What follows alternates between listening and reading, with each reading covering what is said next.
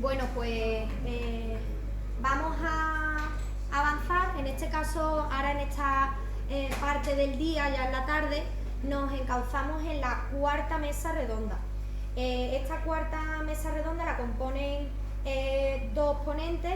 En primer lugar, vamos a dar comienzo a la ponencia de energías renovables y gobernanza territorial, liderada por Marina Frolova. Y si me permitís, voy a hacer un pequeño inicio presentándola y ella pues ya comienza, ¿vale? A ver, Marina es geógrafa por la Universidad Estatal de Moscú y se doctoró en la Academia de Ciencias de Rusia y en la Asociación de Universidades Francesas. Seguidamente se incorporó en la Universidad de Granada con el programa Ramón y Cajal y es profesora titular de la universidad. A su vez, miembro de la Junta Directiva de la AGE, coordinadora de grado de Geografía y secretaria del Instituto de Desarrollo Regional de la Universidad de Granada. Pertenece al grupo de investigación de Paisaje, Planificación Territorial y Desarrollo Local y es miembro también de la Red Española sobre Energías Renovables y Paisaje y la Red Internacional Coast Renewable Energy and Landscape Quality. Sus investigaciones se basan en cuanto a la ciencia del paisaje y los estudios medioambientales holísticos. Tiene experiencia en proyectos I+D. Además, sostiene una comprensión teórica de la naturaleza y la dinámica del desarrollo de las energías renovables en España y en Europa en cuanto a sus proyectos y publicaciones. Ha publicado más de 30 artículos de investigación, participado en más de 40 conferencias y congresos, y su actividad investigadora pues se plasma en actualmente 7 contratos de investigación, tanto con la administración pública como con entidades privadas. Es un resumen un poco que he hecho de su densa reseña y le doy paso. Muchas gracias, Marina. Gracias, María. Gracias por invitarme. Gracias. Bueno, mi ponencia se va a centrar en las energías renovables y algunos de los aspectos de sus desarrollos y cambios que esto puede provocar y ya ha provocado en la gobernanza territorial. Ya mis compañeros han contextualizado mucho el tema de desarrollo de energía renovable, por eso no veo ninguna necesidad de incidir otra vez en los retos energéticos y que estos retos se refieren tanto a la sostenibilidad y la reducción de emisiones de gases de efecto invernadero como la mejora de seguridad de suministro ante las importaciones, sobre todo en el contexto actual. Sí que es interesante incidir en que los gobiernos de muchos países han apoyado este desarrollo con una política energética que privilegió las energías renovables en detrimento de las convencionales con importantes incentivos económicos. Y como estos incentivos no han sido homogéneos a lo largo del desarrollo de energía, de proceso de desarrollo de diferentes tipos de energía, el crecimiento de las instalaciones ha sido desigual a lo largo de los últimos 20 años. Es cierto que durante el proceso de conversión de la energía cinética, del viento, del agua o energía solar, geotérmica, en electricidad, no se producen gases de efecto invernadero ni se emiten otros contaminantes. Y también la biomasa es una fuente energética renovable integrada por unas variedades relativamente amplias de recursos y es un recurso muy interesante para su utilización. Además, el uso de energías renovables, especialmente en el marco de los sistemas descentralizados, podría ofrecer numerosas ventajas a las comunidades locales desde el punto de vista ambiental y socioeconómico, gracias a la reducción de gases de efecto invernadero, autonomía energética, su contribución a la seguridad, resiliencia, desarrollo económico local y bienestar. Sin embargo, el proceso de la transición energética está generalmente concebido como una simple sustitución de las energías fósiles o nuclear por las renovables en el marco del macrosistema técnico centralizado y como un proceso desterritorializado y no sostenible socialmente muchas veces, y que se programa desde el exterior, no desde el interior de las comunidades.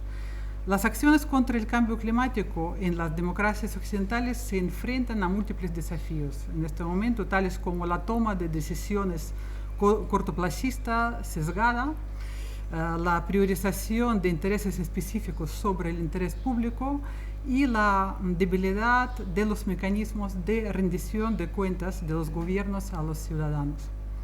Me gustaría citar aquí el trabajo de Saunders y otros autores, publicado en 2019 sobre la sostenibilidad social de la planificación del espacio marítimo, que nosotros hemos estudiado cuando estamos trabajando sobre proyectos de energía eólica offshore, y creo que en parte se podría aplicarse también a la planificación de grandes infraestructuras de energías renovables terrestres en muchos países. La planificación del espacio marítimo carece en gran medida del contexto social, evita la inclusión significativa de las partes interesadas disidentes, se basa en una aportación limitada de conocimientos, principalmente técnicos, y está mayormente preocupada por llevar a cabo una agenda estatal que privilegia a la élite o a los grupos poderosos y carece de una consideración significativa de la distribución de los costes y beneficios del uso del mar. Eso en algunos casos de planificación de grandes infraestructuras terrestres también es cierto. Si cambiamos, ¿no?, el uso del mar por los recursos territoriales, entonces se trata de la cuestión de la justicia social. Bien, hay muchos aspectos, de muchos de estos aspectos ya se ha hablado, que hay que tener presente para la planificación de las instalaciones de energía renovable y para evitar conflictos sociales, ya que introducen cambios geopolíticos, territoriales, sociales y ambientales.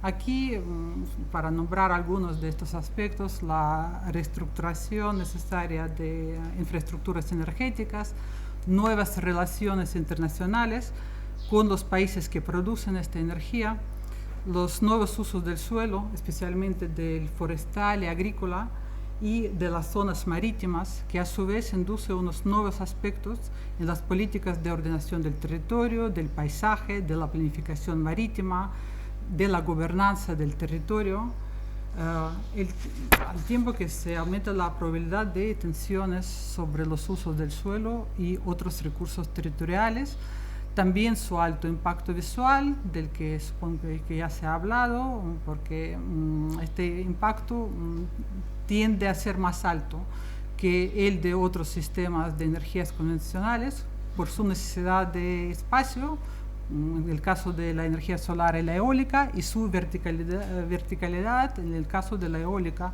Y aquí pues surgen todos los problemas relacionados con el paisaje y el impacto de este tipo de instalaciones a los paisajes. También hay que tomar en cuenta aquí el riesgo de accidentes, los costos ambientales de los que han hablado ya mis compañeros, el desempoderamiento de las comunidades locales si la transición energética se lleva a cabo en el marco del macrosistema técnico centralizado y la planificación se lleva desde arriba hacia abajo y no hay verdadera gobernanza territorial. De hecho, las energías renovables pueden dar lugar a una injusticia social, mientras que los beneficios en forma de la electricidad son proporcionados a poblaciones lejanas. La población afectada sufre de las vistas alteradas, de cambios de los usos del suelo, los impactos sobre los ecosistemas, ruido, efectos ópticos y riesgos de accidentes. Además, las infraestructuras necesarias para su instalación, mantenimiento y canalización de la producción también tienen una fuerte impronta territorial.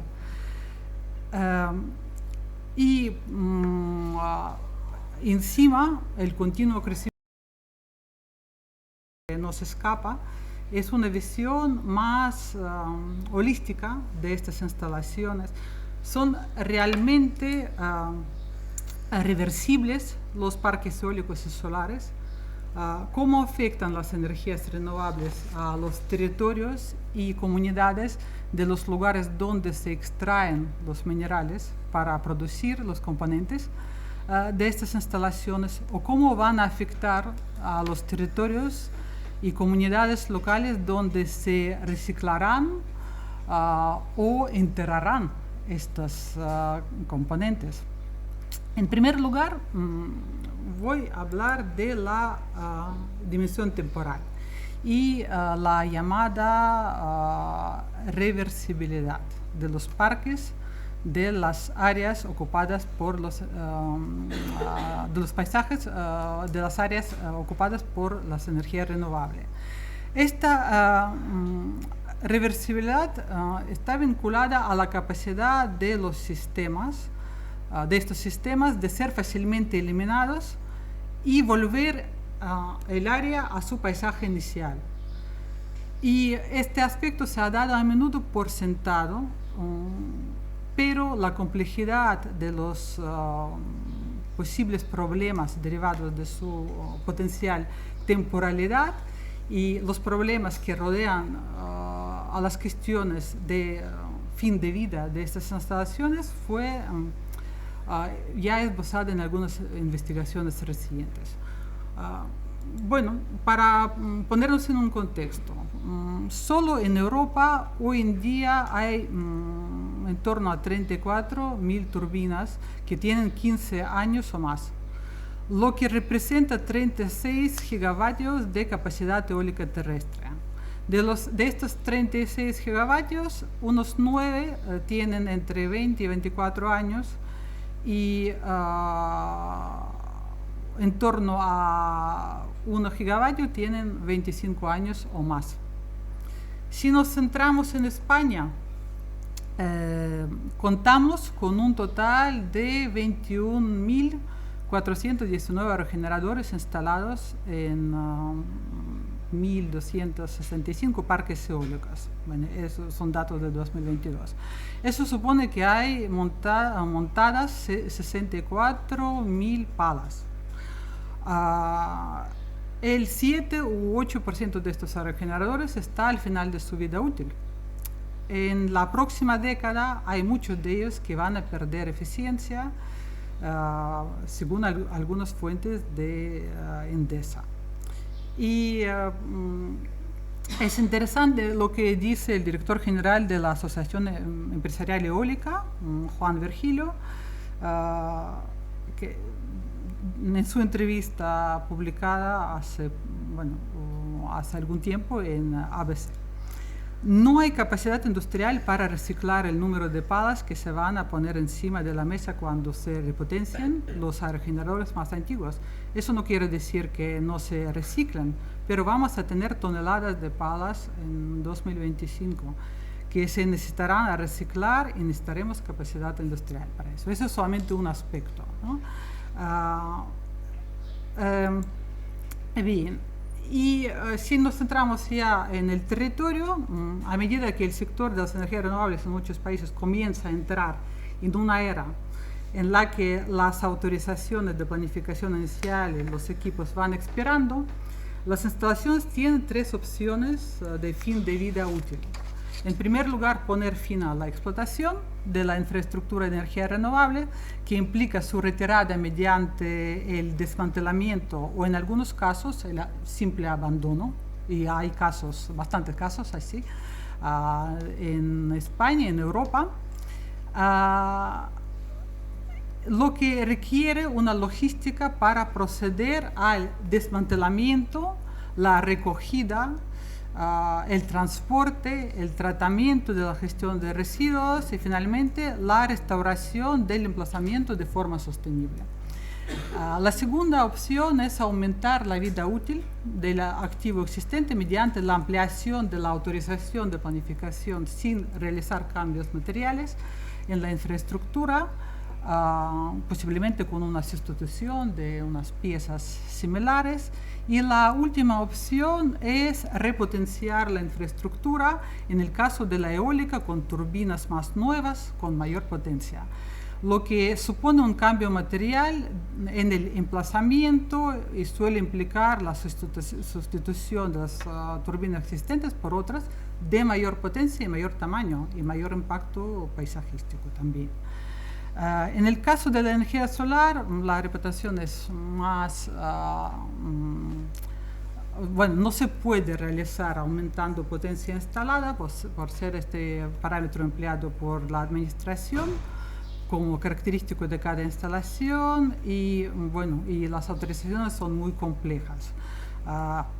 Por lo tanto, la única posibilidad es el mejor aprovechamiento del recurso solar con la modificación de los parques que no, por ejemplo, que no cuentan con el seguimiento solar y también disponen del terreno suficiente para la mayor ocupación que esto requiere. Los investigadores han identificado la capacidad de eliminar fácilmente la infraestructura como uno de los principales beneficios de sostenibilidad de la energía eólica y solar.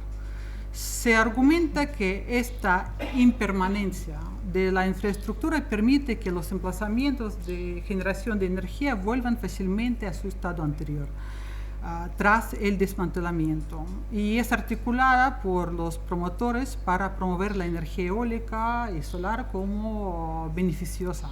Sin embargo, esta posible reversibilidad del impacto dice poco sobre la dinámica de cambio y el desarrollo. En la práctica, las empresas energéticas pueden querer prolongar la vida útil de sus activos. Permitir las prórrogas puede ser un elemento crítico de las transiciones energéticas sostenibles a largo plazo, pero esto matiza las pretensiones de su temporalidad, porque se convierten en algo permanente. Al mismo tiempo, se sabe poco sobre el modo en que la política en general y la política de uso del suelo en particular tratan las cuestiones de fin de vida. Vale, lo estoy tocando. Lo que aumenta la importancia de esta cuestión es que en el contexto de la creciente competencia por el suelo, el desarrollo y la escala de futuros del sector de energías renovables terrestres probablemente dependerán en gran medida de su capacidad para conservar la licencia para operar en los emplazamientos actuales. La necesidad de comprender las consideraciones en torno a la repotenciación se ha identificado como importante debido a la tendencia que los sitios mejor ubicados ya están ocupados por la tecnología existente, pero más antigua y menos eficiente. Sin embargo, hay una falta de investigación con respecto a cómo estos procesos son controlados por el sistema de planificación. Bien, y también, bueno, es bastante complicada la restauración del paisaje. Las pocas experiencias que se han hecho, principalmente en Gran Bretaña, han demostrado que hay un problema endémico en muchos países para una serie de usos de suelo para restaurar el paisaje, y eso complica mucho el problema. Todo aquello nos hace pensar en lo que puede suponer este asentamiento permanente de una central de energía renovable en un territorio para la capacidad de las sociedades de contribuir al desarrollo de sus territorios mediante la articulación y participación de diversos sectores territoriales, es decir, la gobernanza territorial. Va a privilegiar a un grupo determinado de actores territoriales, es decir, al Estado, gobierno regional o sector privado. ¿Qué cambios implicará este hecho para la sociedad civil y su capacidad de participación en la toma de decisiones sobre el territorio? Aún quedan poco claras las respuestas a estas preguntas. Ya se ha hablado un poco en el debate también sobre el tema de reciclaje de diferentes tipos de elementos, ¿no? de estas energías, y lo que es bastante preocupante, que no voy a detenerme en este tema, son pues lo que pasa con los países del tercer mundo, a donde se llevan muchas veces los módulos solares que ya no sirven, o estos cementerios bueno, de palas que se entierran directamente a la tierra sin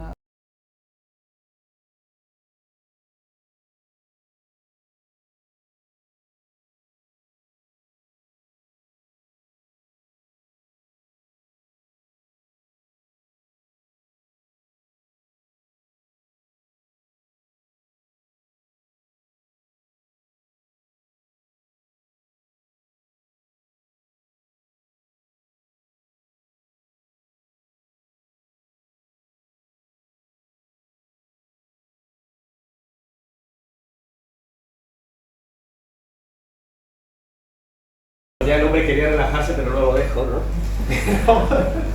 Pero bueno, primero darle las gracias, y me parece un trabajo serio y de alguien que conoce y sabe interpretar el paisaje, de verdad. Y bueno, más o menos la ha respondido al final, pero bueno, te pido por favor que si acaso, si puede ser más concluyente. Me refiero a que, bueno, tú has dicho que no es el lugar, que hay otros lugares, luego has dicho que incluso pues, no es idóneo con la línea de evacuación. Bueno,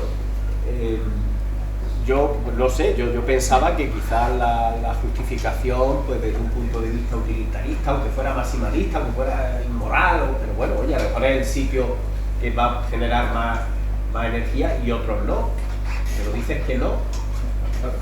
Entonces, bueno, entonces estamos ante un caso de corrupción o no sé. Claro, es que no me acierto a entender otra. Porque bueno, yo creo, como he dicho antes también, puede haber un dilema, ¿no? Pues también, si es un lugar idóneo, pues a lo mejor hay que elegir entre esta integridad y esos valores, pero si no, pues cuesta mucho trabajo entender todo esto, ¿no? Sí, Miguel Ángel, toma la palabra. Sí, a ver, podemos entender como lugar idóneo porque ha habido 10 propietarios que han ofrecido sus tierras.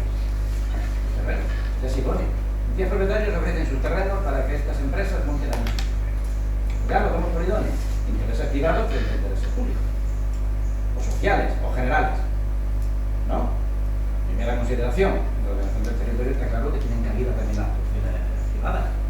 Sí, los agentes privados. Pero como mínimo tendrían que conciliarse bien con los intereses públicos. Creo yo. Es un modo de ver la cosa.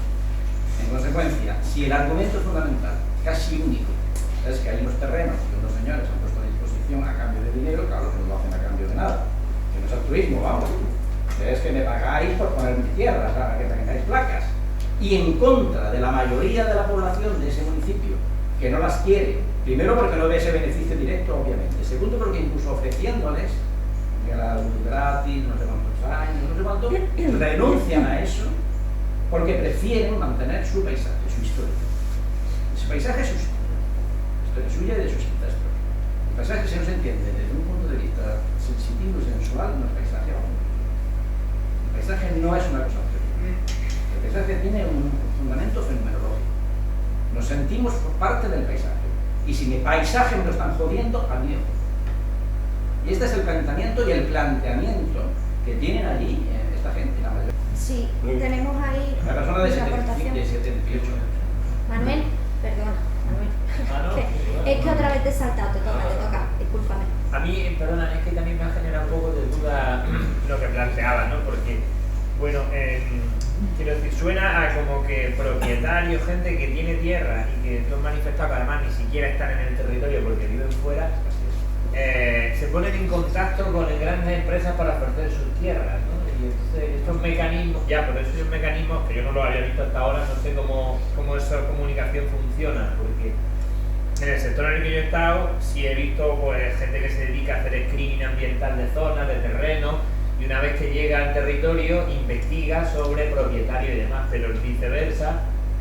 Da igual si al final se produce, porque hay eso mismo, es decir, que hay una plataforma que permite que el propietario se pueda poner en contacto con las empresas de energía eléctrica, o sencillamente que las empresas de energía eléctrica van a hacer un tanteo a ver quiénes están dispuestos a ceder el terreno o a venderlo. Claro, pero eso sí no tiene más hay- lógica, porque una empresa haciendo un estudio, un estudio de prefactibilidad de la zona pueda descubrir zonas potencialmente más interesantes. Y yo, por lo que contáis, claro, primero, además, eso de los 5 kilómetros a 100 puntos de conexión, eso es un lujo. No es una cosa que echaría para atrás ningún promotor, todo lo contrario. Nos lo estás llamando porque eso no es nada. Aparte de que luego una línea cortita que te va a resolver muchos problemas. O sea, que eso no es... Soterrada. Bueno, Por Lomas y por el Valle. en el soterrado le cuesta el dinero al promotor, pero ambientalmente incluso puede generar menos afección. En la obra no. Durante la obra, quiero decir. Y otra última pregunta que tenía, ya lo dejo, es en el estudio este que había hecho sobre paisaje y demás, yo no sé si lo han mencionado, han puesto muchas fotos que se ve cómo está compuesto ese paisaje, las manchas de vegetación que hay, las distintas unidades que tiene ese paisaje, pero ¿habéis hecho correlación de usos del suelo a nivel SIGPAC, por ejemplo, de las parcelas? ¿Qué usos del suelo afectan directamente? Son agrícolas. Agrícolas, de a lo mejor cereal, Cerealísticas, en su mayoría, algunas estaban en baldío y algunas otras simplemente pues, por el típico paso del pecho, del barbecho. Pero no son agrícolas en general, cerealísticas. claro, La mayoría. Algunas de ellas ya tienen lavanda también. Algunas pocas. Lo digo porque entiendo que a nadie que quiera montar una planta promotor le interesa tocar pues, árboles centenarios, encinas, sobre todo los majanos que comentan. Yo cuando me encuentro que ya tengo ciertos elementos que naturalizan una parcela, jolín, me han hecho el trabajo ya. Es decir, ya lo dejo porque ya tengo una medida correctora puesta, entonces esa era mi duda. Si daba la sensación de que arrasaban con el territorio de esa manera o simplemente zonas de cereal que pueden estar más o menos. ¿Qué hipótesis podríamos entender que haya dos empresas, hipotéticamente dos empresas, que son dos nomás, detrás de una empresa coherente, que dividen la plataforma en dos unidades, en dos proyectos, para que ninguno de los dos supere los 100 hectáreas? Porque por encima de 100 hectáreas, según la ley, que viene en Castilla-La Mancha, no sé si cambian la ley, tienen que llevar la ordenación patrimental completa, la amplia, la compleja. Y además, con la aprobación por parte del Ministerio de Transición Ecológica, y por debajo de 100 hectáreas, basta con que sea de la Junta de Andalucía, y con la evaluación de impacto ambiental, la vía simplificada. Ya, pero bueno, ahí te quiero dar simplemente un comentario porque al final parece que las administraciones o quien está detrás de esta recepción de proyectos, no sé si no quiero decir que demos por hecho que son tontos, pero si yo me encuentro al Carria 1 y al Carria 2, y el promotor tiene el mismo CIF y ha cambiado, pues yo qué sé, fulanito Power por fulanito y menganita Power, es que a nadie se le pasa que es el mismo promotor, que es el mismo proyecto.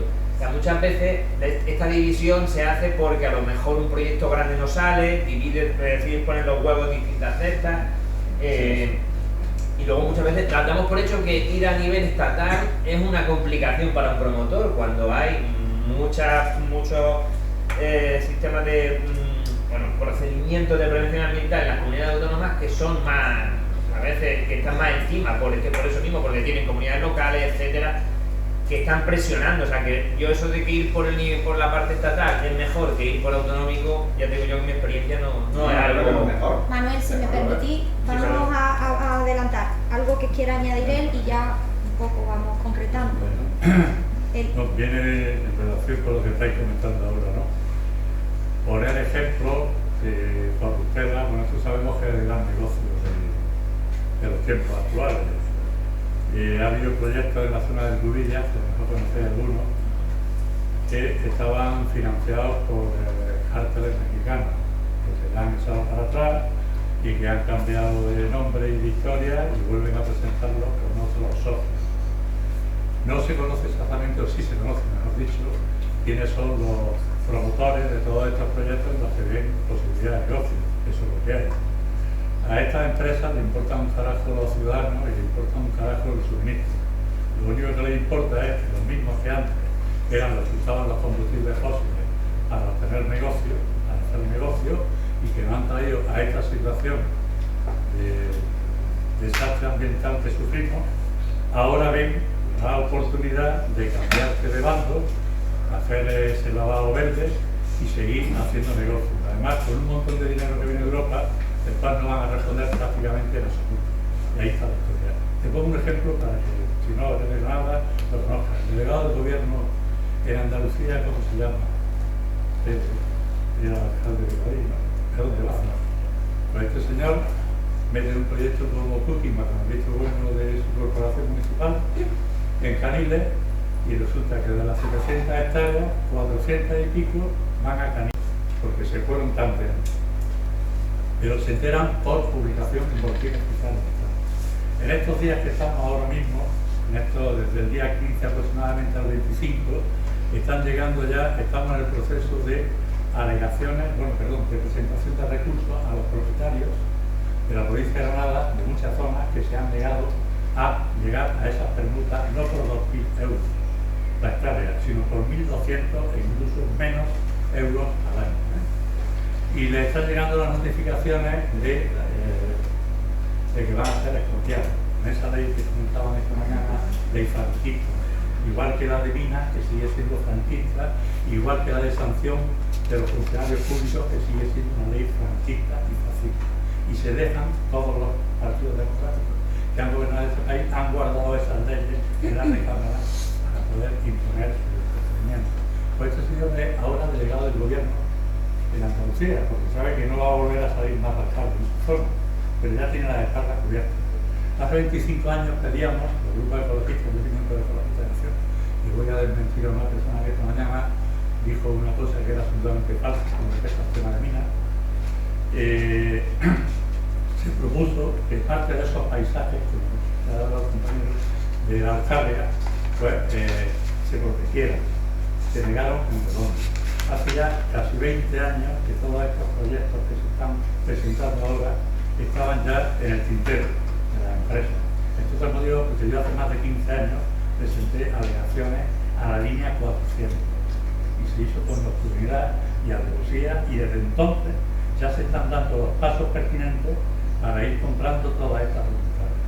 Porque un ayuntamiento, por ejemplo, de venta de huertos, que le vende a los vecinos con 30 proyectos fotovoltaicos, venta de huertos, bueno, la localidad de venta y la zona del temple, que hace con un grado de protección determinado, 30 proyectos fotovoltaicos que se dice pronto, algunos de ellos con 1.000 hectáreas.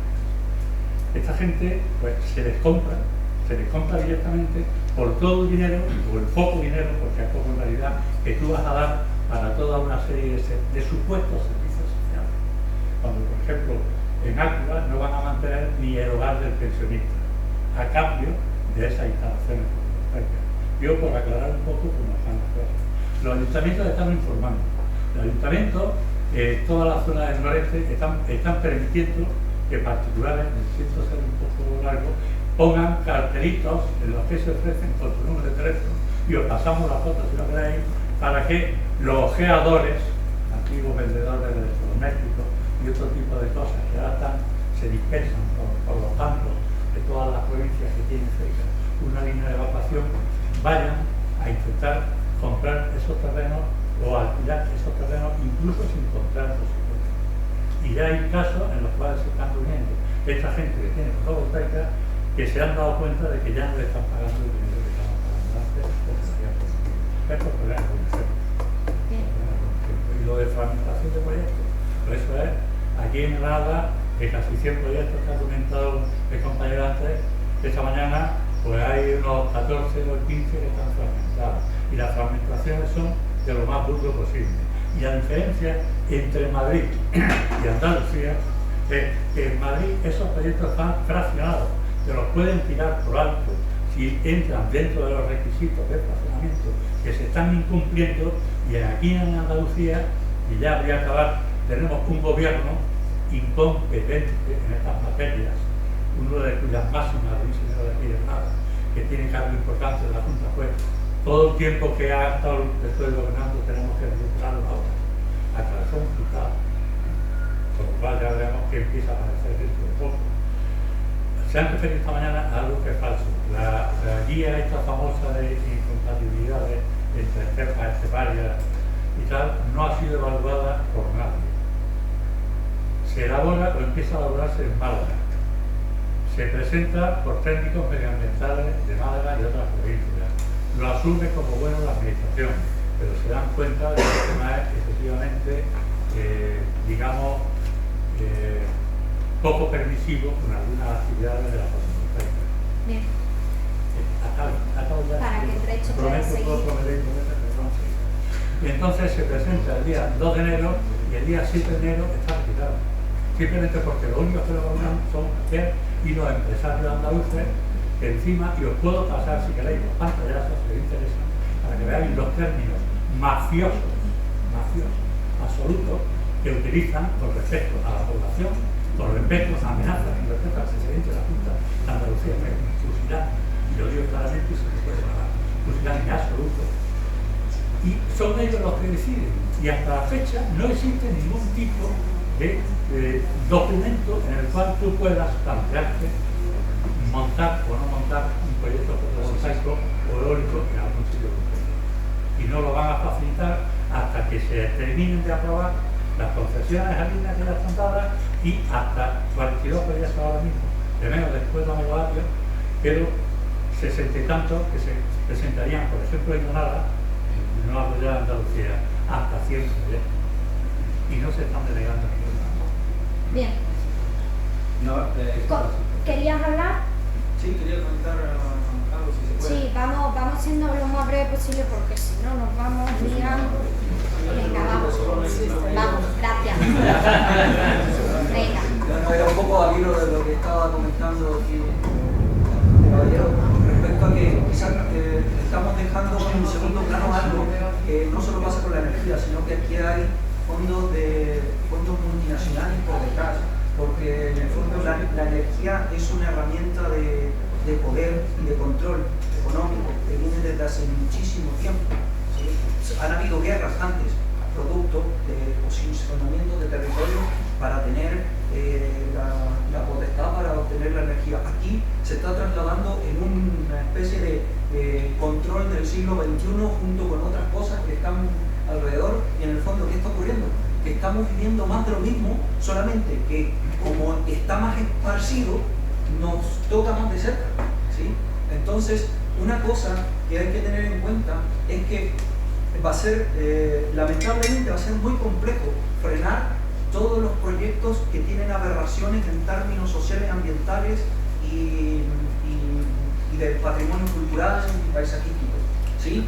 Los que mientras más se puedan frenar, mejor. Pero lo importante aquí a tener en cuenta es de que existe la oportunidad con las renovables, con este doble filo que tienen de ser muy perjudiciales como a la vez beneficiosas, es de que nosotros, cada uno como ciudadanos, podamos ver dónde ponemos la atención y el esfuerzo para que se lleven a cabo. Porque obviamente se necesitan hacer análisis como lo que ha presentado el profesor aquí, para entender, así con la ciencia cierta, de que hay cosas que en realidad no se deberían concebir, ¿sí? Pero sin embargo está por el otro lado la contraparte es que se requiere dejar de consumir fósiles por todas sus consecuencias que tiene, ¿no? El punto es que lo comenté en la presentación, donde se capte el electrón o se transforme el electrón, es muy importante, ¿sí? A lo que voy es de que mientras más cerca la producción de energía sea de donde se va a consumir, es el camino que se debería llevar. Y eso tiene mucho que ver también con cuántos electrones vamos a necesitar. Bien, seguimos por ahí atrás, por favor, gracias. Bueno, yo quería bueno, no es exactamente sobre Sí, sino claro. sobre las comunidades energéticas. Y en los dos ejemplos que se han mostrado, por lo que he entendido, es básicamente algo más residencial, pero también querría saber si se han tenido en cuenta a empresarios o a, no sé, algún tipo de comercios locales que hubiesen en el propio barrio, si se han querido incluir o si han mostrado interés para entrar dentro de este tipo de Belén, organizaciones. ¿quieres tú responder o en este caso sí? Perfecto. En nuestro caso, digo, nuestro el barrio de la Lambda sí que no es residencial. Hay una cooperativa de barrio, hay comercio, hay bares. Es decir, lo interesante es que no sea solamente residencial. Y nos gustaría que incluya instituciones también. Es decir, que al final, cuantas estratos participen, más fuerza va a tener la comunidad. Pero ya en la Constitución hay pymes, hay cooperativas y hay autónomos con bares. Perfecto. Vamos por allí. ¿Alguien? ¿Sí? Venga. Yo quería decir, bueno, me gustó mucho su charla y me dio que pensar lo de las balsas que ponían las placas por encima. ¿Flotantes? Sí, pues creo que podríamos aprovechar muchísimos sitios, como por ejemplo cerca de las vías de los trenes o sitios de servitud, sitios que ambientalmente ya están muy degradados. Pues se podrían estudiar muchos casos que creo que pues, no se le ha ocurrido a nadie o simplemente no se estudian y quizás puede ser beneficioso. Incluso, ¿por qué no junto a la autovía? Es que porque todas las zonas de servidumbre de carreteras, vías, tienen una legislación que le impide que tú hagas actuaciones por eso la servidumbre, a lo mejor 10 metros, 8, etcétera, depende de la zona. Entonces, esa es una de las cosas que se plantean. Las carreteras llenas de placas. A mí lo que planteaba este hombre esta mañana de los carriles bici, pues mira, eso me parece útil. Pero los laterales, lo que plantea, esa es la dificultad. Que hay una ley que te impide. Manuel, seguimos por aquí. Josefa, ¿querías decir algo? Sí, pues a mí me ha parecido como muy plural, ¿no? Este encuentro, como perspectivas muy encontradas, posiciones muy diferentes, lo cual me parece mucho más interesante todavía, porque es como un reflejo de lo que hay afuera, ¿no? De lo que se está dando ahora mismo. Y creo que este tema está generando como mucha controversia. Y quisiera señalar algunas líneas que me han parecido relevantes y que me gustaría como enfatizarlas. Y una tiene que ver con tu exposición, Marina, ¿no? Sobre los basureros, por ejemplo. Me parece que esto, a la par de otras exposiciones que han señalado todos los recursos minerales que se requieren para la transición energética a gran escala, digamos, o sea, tanto el requerimiento de minerales, ahora minerales raros, bueno, Alicia Valero tiene un estudio muy profundo sobre respecto a todos los materiales que se requieren para ese tipo de transición.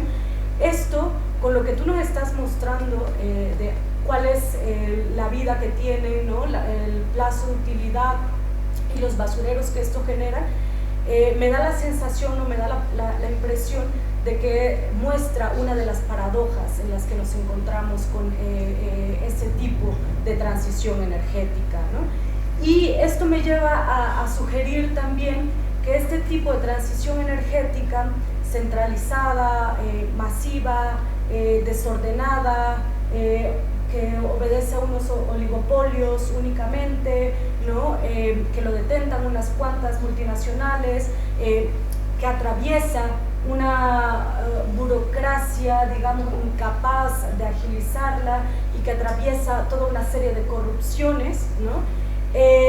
Me parece que dificulta y que tiene un nombre y que es una transición energética corporativa. Y que en tanto estemos en un marco de una transición energética corporativa que centraliza la energía, que detenta esto, que en realidad que está dentro de esta paradoja de los límites de recursos que hay en el planeta, los límites minerales, ¿no? y el combate real al cambio climático, ¿no?